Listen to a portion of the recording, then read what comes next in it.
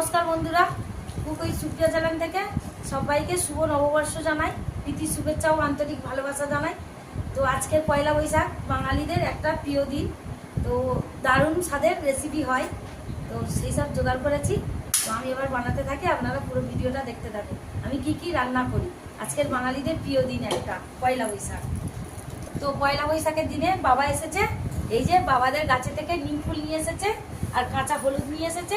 নিম ফুল আজকের আলুর সঙ্গে, ওটা কি হলুদ বাটা নাকি? হ্যাঁ, নিম ফুল আর নিম পাতার হলুদ বাটা, এটা আমি মেখে স্নান করেছি আর বাদবাকি বাড়ির লোক সবাই মাখবে। আজকের আলতা সিঁদুর করতে হয় আর এই কাঁচা নিম পাতা হলুদ বেটে মাখতে হয় বাঙালিদের। তো এবার আমি সব জোগাড় করি।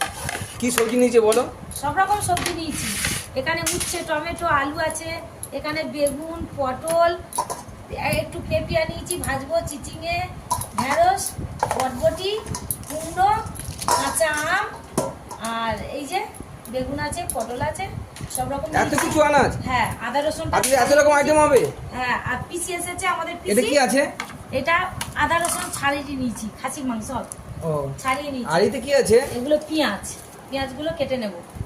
ও, আজকে তো অনেক রকম আইটেম হচ্ছে গো। হ্যাঁ,